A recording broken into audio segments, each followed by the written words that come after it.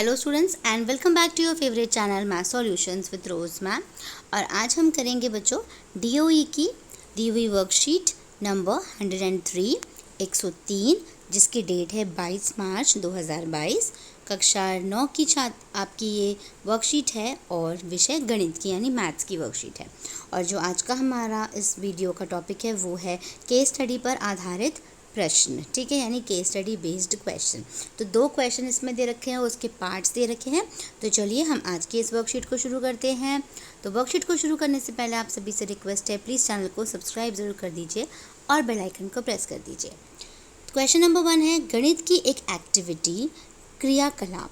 कक्षा के दौरान गणित के अध्यापक ने विद्यार्थियों को कुछ रंगीन कागज़ दिए जो कि एक चतुर्भुज के आकार में कटे हुए हैं। अध्यापक ने विद्यार्थियों को पेपर फोल्डिंग द्वारा एक समांतर चतुर्भुज बनाने को कहा। तो देखिए आप यहाँ पर इसमें इमेज में देख सकते हैं।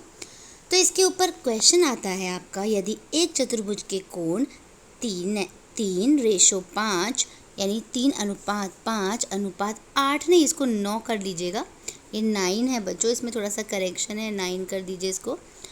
अनुपात 13 के अनुपात में हो तो चतुर्भुज के सभी कोणों के मान ज्ञात कीजिए। तो चलिए क्वेश्चन नंबर 1 को हम सॉल्व कर लेते हैं।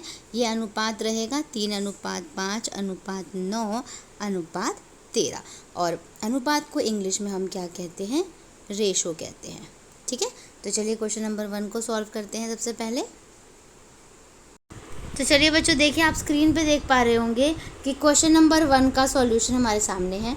एंगल्स को हमने लेट कर लिया x, यानी कोण को हमने मान लिया x हो गया, ठीक है।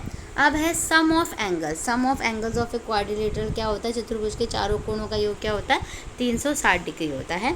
यानी हमने जो रेशो दे रखा था उन सभी रेशो को अगर हम ऐड करेंगे तो 360 डिग्री का एंगल बनना चाहिए। 3x 5x 9x 13x सबको ऐड कर लिया, 360 आ गया। सबको ऐड करोगे तो पहले क्या आएगा, 30x। इसको डिवाइड कर दीजिए आप, 360 को 30 से डिवाइड कर दीजिए तो क्या आंसर आ जाएगा, 12 डिग्री आ जाएगा। यानी एक कोण जो x है ना बेसिकली वो है आपका 12 डिग्री है। तो एंगल्स क्या होंगे, कोण क्या होंगे, 3x है और 3 × 12 कर दीजिए, 36 आ गया, 36 आ गया। नेक्स्ट था 5x, ये फर्स्ट एंगल हो गया आपका, ये सेकंड कोण हो गया, ये वाला आपका थर्ड कोण हो गया और ये हो गया फोर्थ एंगल, ठीक है। फिर 5 × 12 करा 60, 9x है तो 9 × 12 कर दीजिए 108, 13x है तो 13 × 12 कर दीजिए 156 और सबको टोटल करेंगे तो 360 आंसर इसका आना चाहिए। तो इसका मतलब अगर 360 आ गया दैट मीन्स हमारा आंसर जो है वो करेक्ट है। तो क्वेश्चन नंबर 1 का ये सॉल्यूशन हो गया। अब हम करते हैं क्वेश्चन नंबर 2, पहले हम रीड करेंगे फिर उसका सॉल्यूशन देखेंगे। तो चलिए बच्चों क्वेश्चन नंबर 1 के बाद हम क्वेश्चन नंबर 2 सॉल्व करेंगे। क्वेश्चन नंबर 2 की फिगर आपको दी हुई है यहाँ पे, इसको सबसे पहले आपको अपनी कॉपी में ड्रॉ करना है, उसके बाद हम प्रश्न पढ़ते हैं। यदि एक चतुर्भुज संलग्न आकृति में दिए गए एक समांतर चतुर्भुज ABCD के आकार का है तथा x व y क्रमशः समांतर चतुर्भुज ABCD के सम्मुख भुजाओं AD व BC के मध्य बिंदु हैं। यानी देखिए AD जाइए, AD का मध्य बिंदु x हो गया, BC का मध्य बिंदु y हो गया।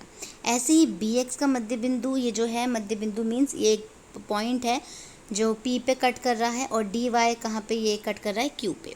BX तथा DY भुजा AC को क्रमशः P तथा Q पर प्रतिच्छेद करती है। तो दर्शाना है हमें कि AP बराबर PQ बराबर QC। देखिए AP बराबर PQ बराबर QC हमें ये दर्शाना है। तो चलिए क्वेश्चन नंबर 2 को सॉल्व कर लेते हैं। तो ये रहा बच्चों, स्क्रीन पर आपको दिखाई दे रहा होगा आंसर 2 का सॉल्यूशन है। आप अपने सामने जो है वर्कशीट की जो आपने बना रखी है, क्वेश्चन उतारा होगा, उसकी जो इमेज आप बना रखी है, ड्रॉ कर रखा है फिगर, उसको साथ में रखिए। AD एंड BC जो है वो ऑपोजिट साइड्स ऑफ पैरेललोग्राम है, यानी समांतर चतुर्भुज की आमने सामने की भुजा है। इसलिए DX = BY हो गया, क्योंकि DX जो है वो हाफ ऑफ AD है और जो BY है वो हाफ ऑफ BC है। अगर इक्वल है तो पैरेलल भी आ गया, क्योंकि DX जो है वो पैरेलल है BY के। और अगर कोई भी अगर आपका कोई पास क्वाड्रिलेटर है, कोई चतुर्भुज है, उसमें अगर कोई 2 साइड इक्वल और पैरेलल होती है तो वो पैरेललोग्राम होता है। यानी XBYD जो है वो आपका पैरेललोग्राम यानी समांतर चतुर्भुज आ गया। तो PX जो है वो पैरेलल हो गया QD के। ए पी पैर इक्वल हो गया पी क्यू के, क्योंकि एक्स जो है वो मिड पॉइंट है ए बी का। तो अगर हम ट्रायंगल सी पी बी लें तो उसमें C Q is equals to P Q आएगा, और इसीलिए हम ये प्रूव कर चुके हैं कि A P is equals to P Q is equals to C Q. तो ये क्वेश्चन नंबर 2 का भी सॉल्यूशन हमने यहाँ पे कर लिया। अब हमारा लास्ट क्वेश्चन बचा है, ये क्वेश्चन नंबर 1 का ही सेकंड पार्ट था, अब क्वेश्चन नंबर 2 का फर्स्ट पार्ट करते हैं। इसके बाद आया बच्चों प्रश्न नंबर 2, यानी ये क्वेश्चन नंबर 2 है मेन वाला, जिसका फर्स्ट पार्ट और सेकंड पार्ट हम करेंगे। दिल्ली में 4 मेडिकल स्टोर यानी दवाई की दुकान आकृति में दिखाए गए बिंदुओं ए बी सी तथा डी पर स्थित है, यानी ये ए बी सी और डी ये मेडिकल स्टोर्स हैं। सभी बिंदुओं ए बी सी तथा डी से होकर जाने वाले वृत्त के मध्य बिंदु ओ पर स्थित है। सनी तो सनी जो है वो ओ पर खड़ा हुआ है। सनी अपनी बीमार माँ के इलाज के लिए दवाइयाँ खरीदना चाहता है। बिंदु ओ से होकर जाने वाले वृत्ताकार भाग का व्यास ए बी व सी डी को मिलाने वाले रोड से बराबर कोण बनाती है, यानी ये कोण बराबर है। यहाँ सतत रेखा जो सिंगल लाइन जो दिख रही है ये जो है ये मुख्य मार्ग हैं सारे के सारे, और छेदित रेखा यानी ये वाली जो रेखा है छेदित रेखा ये बच्चों भीतरी मार्ग को दर्शाती है। तो प्रश्न नंबर 1 आता है पहला वाला, दर्शाइए कि मेडिकल स्टोर ए से बी तथा सी से डी को मिलाने वाले रोड की दूरी समान है। और दूसरे में हमें करना है फाइंड आउट कि दर्शाइए कि रोड ए बी तथा सी डी केंद्र ओ पर बराबर कोण अंतरित करती है। तो चलिए हम इसको सॉल्व कर लेते हैं, इसके दोनों पार्ट को, इसका सॉल्यूशन देखते हैं। इसमें देखिए बच्चों आपको यहाँ पे दिखाई दे रहा है स्क्रीन में आंसर नंबर 3 का फर्स्ट पार्ट हम कर रहे हैं। ये फिगर मैंने दोबारा आप लोगों के लिए ड्रॉ कर दिए ताकि हमें इजी हो करने में। ट्रायंगल ओ एल ई ले लीजिए, ओ एल ई यानी ये वाला ट्रायंगल, और ओ एम ई यानी ये वाला ट्रायंगल ले लीजिए। दोनों को कॉन्ग्रेंट यानी सर्वांग सम प्रूव करना है आपको। तो कोण एल और एम कितने डिग्री के हो गए, 90 डिग्री के।